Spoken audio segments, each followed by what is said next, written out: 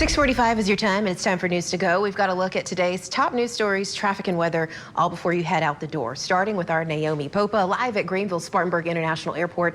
Naomi, there's a call to help TSA workers going without a paycheck. Yeah, that's right, Destiny. We're at GSP where they are starting an initiative, a donation drive for those workers not receiving a paycheck, like you mentioned. You can donate non-perishable items and personal items from 7 to 7 at the valet checkpoint, so you can drive right in. It's real convenient, and the information desk. But joining me now is Tiffany Cherry. Tiffany, let's talk about ways outside of perishable items that people can donate. Yeah. We did this donation drive in October, and we had members of the community reaching out, wanting to know how else they can donate.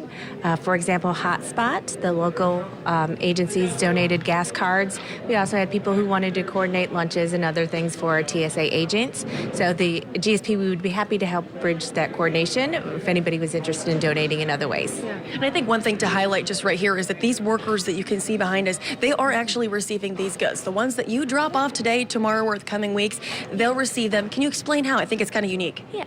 We accept the donations here, and then we take the time to filter through them, sort them, and set up an area where they can come in and select the items that they most need for their household and their families. I love that. And they're just a quick testimony. Earlier we were talking about a delay, a minor issue that happened this morning leading to some longer wait times. Something about these TSA agents, though, they did something special just to kind of really drive this point home. Yeah, they brought in some additional staff despite the government shutdown so that they were able to accommodate the wait times and open up another TSA lane to keep passengers moving so people can enjoy their spring breaks. I love that. Wonderful. And we're just about 15 minutes or a little bit underneath now as far as wait times here at GSP. We've got more coming up. Reporting live here at GSP, I'm Naomi Popa, WYFF News 4. Thank you, Naomi. Spartanburg Regional Healthcare System says no longer negotiating with Aetna after the deadline approaches for patients with that insurance. The hospital says Medicare and commercial agreements will no longer be in network starting April 15th. We're told both parties had reached an agreement on rates and terms for the commercial plan, but could not agree on Medicare, resulting in the expiration of both contracts. Meanwhile, blood donation centers across our area are asking for your help after February's severe weather canceled many blood drives and routine donations. Platelet donations in all blood types are needed, but especially type O, along with A and B negative blood types. The American Red Cross helps provide blood to several hospitals in South Carolina, and the Blood Connection is South Carolina's largest provider of blood products for area hospitals. The Easley Police Department is now giving people a way to turn in their unused or expired medications for safe disposal. There are 4 new medication disposal bins located around the city. You can drop off prescriptions, vitamins, ointments, pet medications, prescription patches, or over-the-counter medicine. A full list of drop-off sites and items that are not accepted can be found on WYFF4.com. Well, if you're about to head out the door right now, maybe to the bus stop or off to work, I'd bring a jacket with you. We're starting off in the 30s this morning.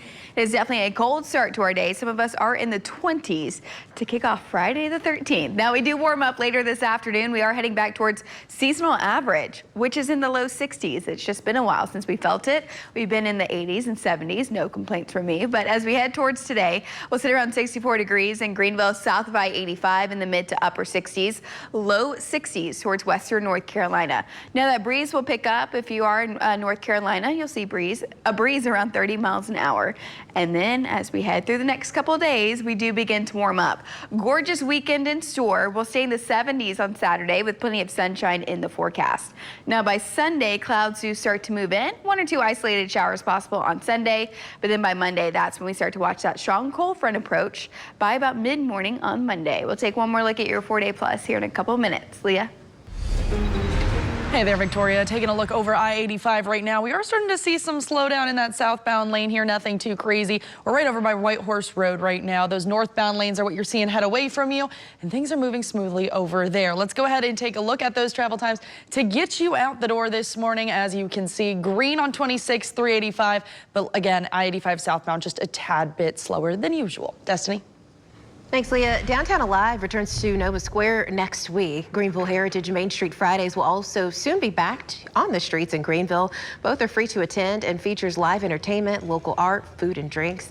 And the event will be every Thursday night until August 27th. Meanwhile, giraffe feedings are returning to the Greenville Zoo today. They cost $5 for non-members and for members. There's a morning and afternoon session on Fridays, Saturdays, and Sundays for the feedings. The hours are on your screen, and the feedings will be extended through weekdays until March 22nd, since schools will be on spring break. It's important to note these are weather permitting.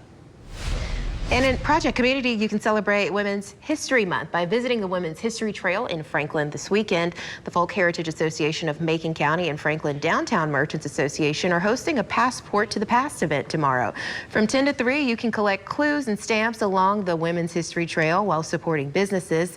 And as a bonus, if you collect enough stamps from trail stops, you can win a prize.